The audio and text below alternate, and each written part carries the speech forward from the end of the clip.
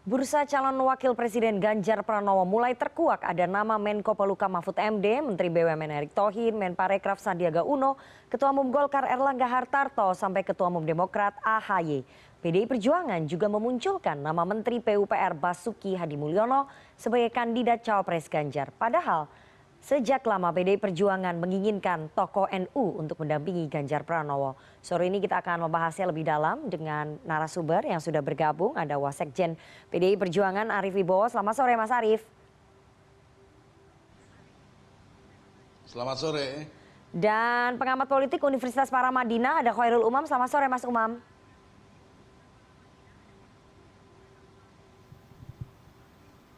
Halo Mas Umam.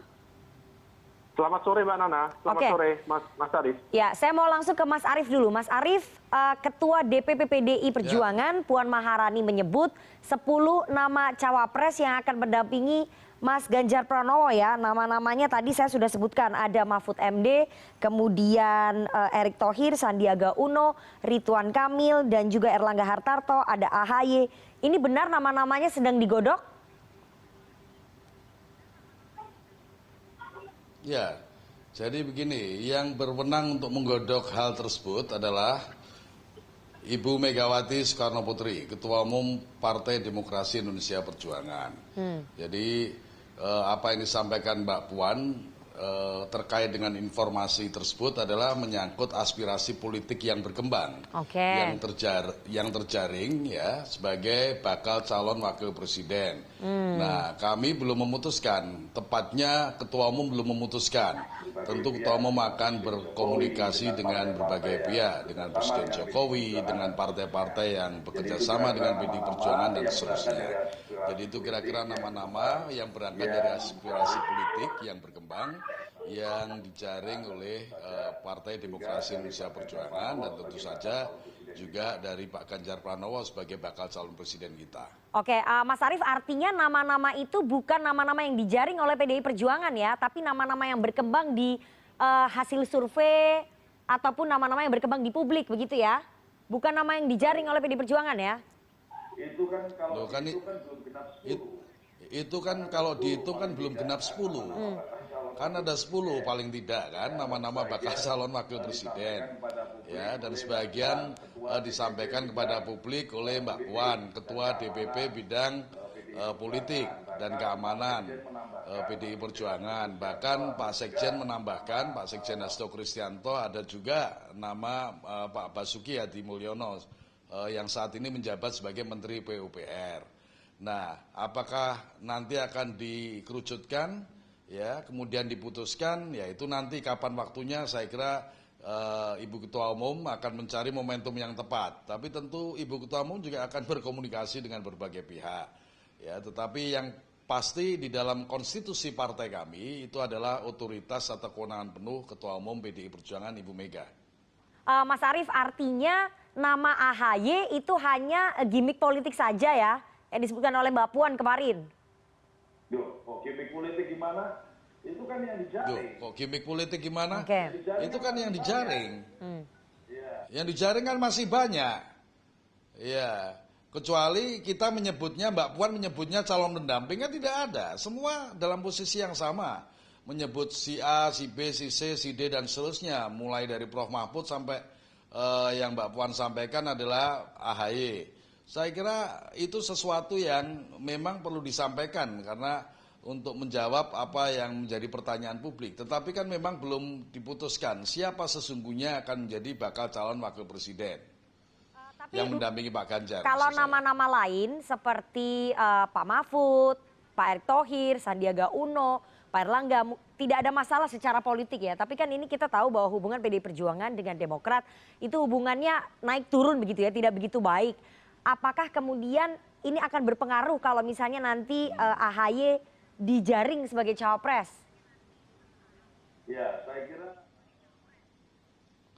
Saya kira Pak Ganjar wajib menang, Partai Demokrasi Indonesia Perjuangan wajib menang. Itu yang pertama. Yang kedua, PDI Perjuangan menyadari dengan sepenuhnya bahwa mengurus bangsa ini itu tidak bisa sendirian, termasuk bakal calon presiden kita Pak Ganjar Pranowo. ya Pak Ganjar Pranowo itu sudah diputuskan oleh Ketua Umum PDI Perjuangan sebagai bakal calon presiden yang akan diusung oleh PDI Perjuangan bersama dengan partai-partai lain yang bekerja sama dengan PDI Perjuangan. Nah, tentu ikhtiar kita ya lebih dari sekedar harapan, ikhtiar kita adalah untuk bisa menang dalam Pilpres tahun 2024 yang pemungutan suaranya tanggal 14 Februari. Saya mau ke Mas Umam. Mas Umam, apakah masuknya nama AHY ini sebagai nama yang mungkin terjaring begitu ya sebagai kandidat cawapresnya Ganjar ini ya sebetulnya ingin menggoda saja Demokrat dari koalisinya Anies Baswedan atau ini memang yang nggak serius sebetulnya nama itu disebutkan, nama AHY disebutkan oleh Mbak Puan? Mbak Nana, sebenarnya dalam proses penjaringan memang nama-nama itu akan hadir secara variatif. Nah, kemudian dari sejumlah nama itu biasanya kemudian dalam proses penentuan cawapres kemudian akan ditentukan indikatornya. Nah, proses indikator itulah yang kemudian akan menentukan tahap eliminasi dari masing-masing nama. Nah, terkait dengan PDIP, saya mencermati ada beberapa hal. Adapun nama misal tadi Agus Harimurti Yudhoyono, AHY, bisa saja itu adalah sebuah upaya untuk mengecoh lawan sekaligus mengacak sinyal dari apa yang disampaikan oleh Mbak Puan dalam konteks ruang koalisi yang sangat berbeda. Tapi kalau misalnya itu misalnya disampaikan sebagai sebuah upaya untuk menghadirkan rekonsiliasi politik, bagaimana kemudian mencairkan kebekuan komunikasi misalnya antara PDIP dengan Demokrat, tentu itu adalah sebuah hal yang positif untuk demokrasi ke depan. Nah, oleh karena itu, di dalam konteks ini kita bisa mencermati itu sebagai sebuah dinamika. Tetapi secara general, ada beberapa nama yang sepertinya juga disembunyikan atau belum disebutkan oleh Mbak Puan. Kalau kita cermati, Mbak Nana, sepertinya teman-teman PDIP memiliki keyakinan setidaknya dua yang harus dikalkulasikan. Pertama, ada semacam keyakinan bahwa mesin partai politik PDIP sendiri akan berjalan efektif jika di-backup oleh kekuatan politik Islam. Nah, oleh karena itu, muncul sejumlah nama, sifatnya isu spekulatif, nama-nama terutama dari konteks Nahdlatul Ulama. Karena belajar dari sejarah di pemilu 1955, 1971, di mana waktu itu PNI mendapatkan backup cukup signifikan dari Masyumi dan juga Partai Nahdlatul Ulama, sehingga kemudian menghadirkan mesin politik yang cukup efektif. Nah, kemudian di sisi yang lain, PDIP juga tetap harus mengkalkulasikan ulang, terutama aspirasi dari partai-partai yang menjadi partner berkoalisi. Nah, tetapi dalam konteks ini, bagaimana tadi disampaikan oleh Mas Arief, kesepakatan di dalam koalisi, mengingat juga PDIP memiliki golden ticket dan juga memiliki hak veto secara politik, tetap akan diputuskan oleh Bu Megawati, apakah kemudian mengambil dari segmen ceruk, misalnya dari kekuatan Islam, yaitu Nahdlatul Ulama, ataukah berasal dari partai-partai yang sudah berlomba-lomba mengusulkan proposal. Pak Sandiaga Uno melalui PAN, kemudian Pak Erick Thohir melalui atau Pak Erick Thohir melalui PAN, Pak Sandiaga Uno melalui P3. Oleh karena itu saya pikir ini menjelang dinamika yang masih diperhitungkan. Tapi menurut Anda, saya ingin recap ya, berarti penyebutan nama Mas AHY ini nggak serius begitu ya? Sebagai sebuah proses penjaringan bisa saja itu dilakukan secara serius. Tetapi sama, di partai-partai yang lain, di proses koalisi yang lain, tentu semua akan dihitung.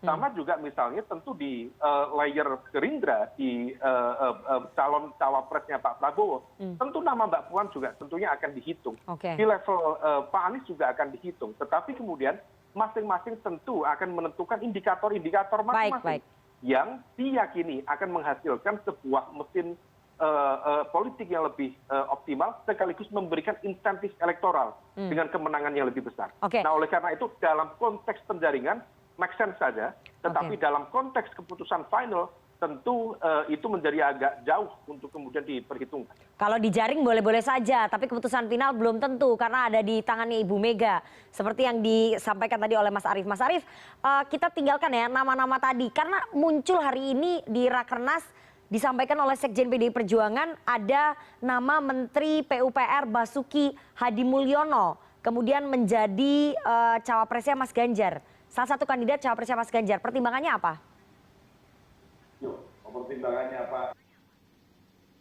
Pertimbangannya apa? Itu kita menjaring aspirasi politik yang berkembang. Kalau tentang Pak Hadi, Pak Sekjen itu aspirasinya dari masyarakat di berbagai daerah, bahwa selama ini pembangunan infrastruktur berjalan dengan baik, ya masif dan cepatnya luar biasa. Itulah yang diapresiasi oleh masyarakat. Nah, oleh sebab itu beliau salah satu juga yang muncul yang menjadi aspirasi politik dari masyarakat kita di berbagai daerah atas dampak positif pembangunan infrastruktur yang dirasakan oleh masyarakat. Jadi itu aspirasi politik. Nah, yang begitu juga muncul ke PDI Perjuangan agar Pak Basuki Hadi Mulyono juga bisa menjadi salah satu calon wakil presiden atau bakal calon wakil presiden. Nah, semua kan kita akomodir, ya. Tetapi bahwa kita memang, yaitu Bu Mega memang belum mengambil keputusan apapun, ya, terkait bakal calon wakil presiden. Nah, yang disampaikan Mbak Puan, deretan tokoh-tokoh tersebut termasuk Mas Ahaye, Ketua Umum Partai Demokrat, bagian dari aspirasi politik. Tentu semuanya ada kalkulasinya. Bagaimana nanti di dalam proses menuju tanggal 14 Februari, yang utama adalah calon Presiden Ganjar Pranowo yang diusung oleh PDI Perjuangan dan bekerja sama dengan partai-partai yang lain bisa dimenangkan, tentu bersama bakal calon presidennya. Nah, insentif politiknya apa? Tentu sedang dihitung dengan cermat, dengan matang, dan seterusnya. Kita dengar sebetulnya namanya Pak Basuki Hadi Mulyono ini sudah muncul sejak bulan April lalu di internal PDI Perjuangan.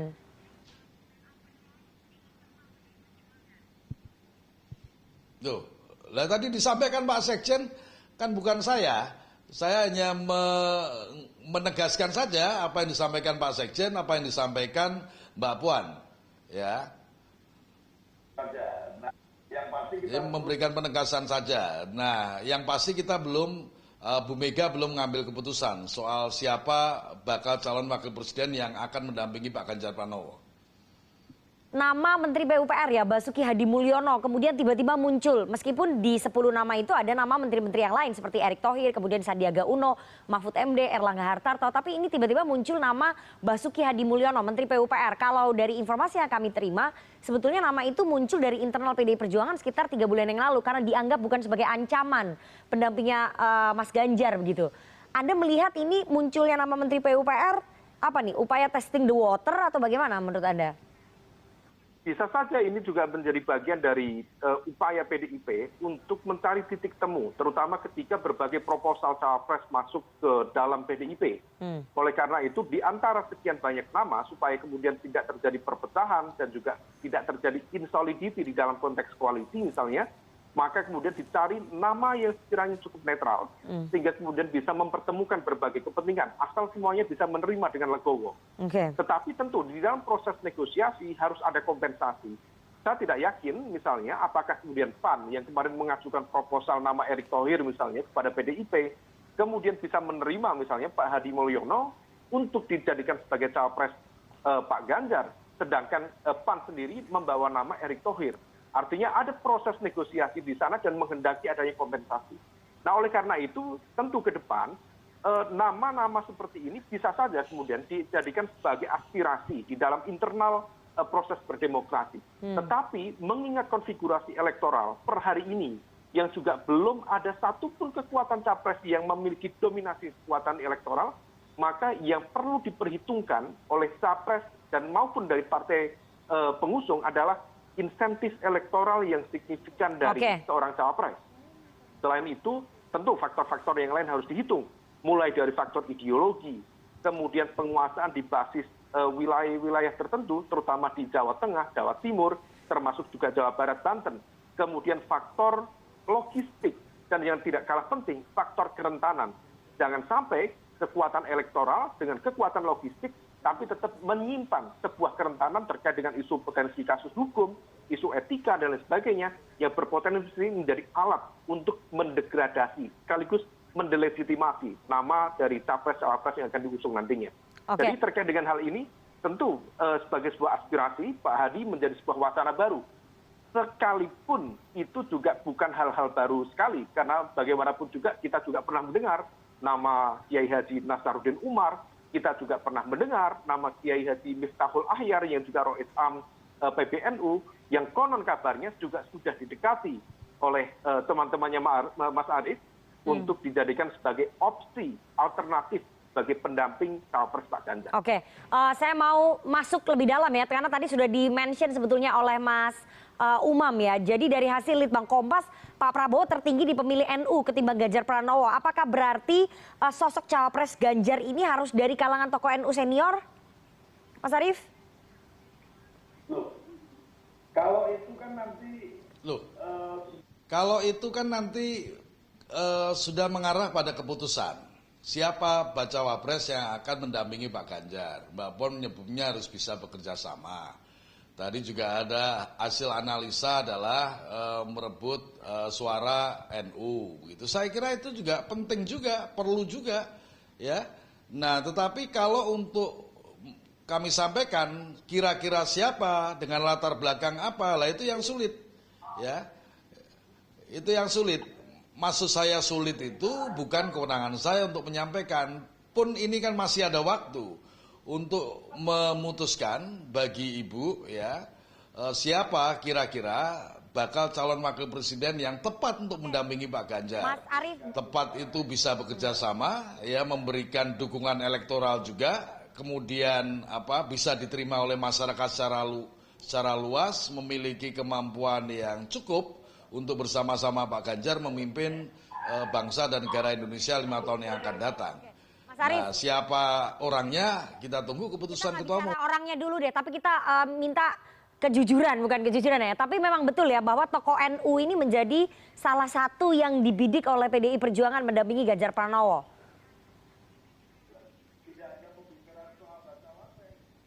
Tidak ada pembicaraan soal bacawa pres di kami. Jadi kalau Mbak Rifana minta saya jujur, berarti Mbak Rifana sedang berbicara dengan narasumber yang bohong. Nah, saya malu kalau begitu. Yang saya sampaikan apa adanya. Kenapa Mbak Puan menyebut, kenapa Pak Hasto menyebut, ya kira-kira alasannya itu. Begitu. Ya, semua kita sampaikan secara jujur dan terbuka. Ya kalau nggak terbuka nggak kita sampaikan. Jadi soal tokoh NU? ya tokoh NU kan juga banyak. Ya, makanya Ya saya tokoh tanya. NU kan Berarti juga tokoh banyak. NU masuk dalam radar cawapresnya Mas Ganjar ya? Siapa? Tokoh NU menjadi Siapa? Tokoh NU masuk ke dalam radar cawapresnya Mas Ganjar ya? Tokoh NU yang dimaksud pengurus PBNU atau? Tokoh NU yang dimaksud pengurus tokoh PBNU atau? Tokoh NU, tokoh dari Siapa? kalangan NU. Lah ini kan dalam perspektif. Ya, saya tidak tahu persis. Nanti begini, siapa yang dimaksud tokoh NU itu siapa? Kan ada 10 bacawa pres, ya. Saya tidak mau menuding si A si B yang disebut tokoh NU. Ya, tetapi bahwa NU sangat penting bagi bangsa dan negara ini dan amat sangat penting bagi PDI Perjuangan sudah pasti itu. Oke, Mas Umam, ini Mas Arief kayaknya nggak mau buka ya. Tapi seberapa besar sebetulnya faktor tokoh NU sebagai cawapresnya Ganjar mempengaruhi elektoralnya? Ya, bagaimanapun juga tadi sejarah dari 1955 dan juga pemilu 1971 memang memberikan sebuah pengalaman yang cukup membekas bagi sel-sel politik partai-partai yang kemudian bermetamorfosa menjadi PDIP, kemudian menjadi partai yang sampai sekarang eksis ini. Artinya bahwa itu yang kemudian memori itu yang kemudian melatar belakangi bagaimana Bu Mega dulu juga pernah memilih Kiai Haji Hashim Muzadi di Pilpres 2009 dan lain sebagainya, 2004, maka itu sebenarnya sudah merefleksikan apa yang menjadi concern yang cukup kuat dari internal PDIP. Per hari ini, kalau misal kemudian segmen kekuatan merah dianggap cukup kuat, terutama di basis Jawa Tengah, kemudian wilayah Indonesia Timur, maka yang seringkali menjadi pertarungan utama untuk melakukan perimbangan atas kekalahan di beberapa titik, biasanya di Jawa Barat PDIP kalah, biasanya di Banten PDIP kalah, dan di Sumatera biasanya PDIP kalah, maka titik sentral yang menjadi penentu di itu seringkali adalah Jawa Timur. Nah, ketika kemudian Jawa Timur, kita bicara secara sosiologis, maka basis utamanya adalah 2. Satu, kelompok abangan, yang kedua kelompok santri. Kalau misal kita merefer pada cara pandang trikotominya Clifford Geertz, maka kalau misal kemudian kelompok abangan bisa mengonsolidasikan basisnya, tetapi ada satu entitas yang seringkali itu juga sangat berpengaruh secara sosial politik, yaitu jaringan santri. Jaringan santri di sinilah yang direpresentasikan oleh Nahdlatul Ulama. Meskipun demikian, Mbak Nana, NU sendiri per hari ini mengalami satu situasi yang berbeda dengan 2019 yang lalu. Per hari ini ada komitmen di internal PBNU sendiri yang menjadi produk dari Muktamar NU di Lampung 2021 yang lalu, yang ingin menunjukkan komitmen untuk menetralisir NU dari pengaruh-pengaruh politik. Itu juga yang kemudian membuat misalnya Kiai Miftahul Ahyar yang konon juga sudah didekati oleh teman-teman dari PDIP, terpaksa juga harus berpikir ulang. Karena bahkan di Muktamar NU pada waktu itu meminta Kiai Miftahul Ahyar untuk fokus dan tidak cawe-cawe pada urusan yang lain. Bahkan Ketua Umum MUI yang seharusnya dijabat oleh beliau akhirnya kemudian ditanggalkan. Nah, maka kemudian muncul nama lain, mulai dari Kiai Said Akhil Sirot, bahkan nama yang tadi kita sebutkan, Kiai Haji Nazaruddin Umar. Nah, oleh karena itu, entitas NU tidak bisa kemudian dilihat sebagai sebuah entitas tunggal. Ada sebaran faksionalisme di dalamnya, yang barangkali kalau misal kemudian disebut satu nama, belum tentu juga elemen dari segmen kekuatan internal Nahdliyin yang lain, baik secara jamiah maupun jamaah, akan terkonsolidasi secara signifikan. Disinilah yang kemudian menjadi tantangan selanjutnya. Oke. Terakhir Mas Arief, saya ingin minta konfirmasi, berarti penentuan cawapres ada di tangan Ibu Ketua Umum Megawati Soekarno Putri ya? Karena mengatakan begitu. Betul. Jadi di dalam ADRT PDI Perjuangan selalu saya sampaikan berulang-ulang kali ini, nggak tahu ini yang keberapa kali ya, ke berapa ratus atau berapa ribu, bahwa kewenangan menentukan capres, cawapres, menteri, wakil menteri adalah kewenangan Ketua Umum. Tentu Ketua Umum akan berkomunikasi dengan semua pihak, ya, dengan partai-partai yang bekerja sama dengan PDI Perjuangan dan juga dengan Presiden Jokowi. Ya, tetapi apapun itu adalah kewenangan Ketua Umum PDI Perjuangan Ibu Mega. Jadi saya kira kita tunggu saja aspirasi yang berkembang yang sampai kepada PDI Perjuangan yang diusulkan oleh berbagai pihak, itu tentu kita perhatikan ya. Bahkan sudah disampaikan ada kurang lebih 10, tepatnya apakah 10 saya juga tidak tahu, mungkin bisa jadi lebih aspirasi politik yang berkembang. Bahkan terakhir Mbak Puan menyampaikan ada Mas AHY, Pak Sekjen menyampaikan ada Pak Hadi Menteri PUPR, ya. Itulah nanti yang kira-kira selain tokoh-tokoh yang selama ini sudah cukup populer, ya, sudah cukup terkenal dan punya jabatan serta punya pengaruh yang cukup besar di tanah air kita. Oke, Mas Umam, terakhir singkat saja ya, kalau melihat konstelasi hubungan Megawati dan juga Jokowi, tadi juga sudah disebutkan oleh Mas Arief bahwa yang punya hak prerogatif menentukan cawapres adalah Ibu Ketua Umum, Ibu Megawati, tapi akan berkonsultasi ataupun berdiskusi dengan Presiden Jokowi. Tapi apakah Anda meyakini bahwa Presiden Jokowi akan dilibatkan dalam penentuan cawapresnya Ganjar, atau ini murni nanti keputusannya resmi dari Ibu Mega?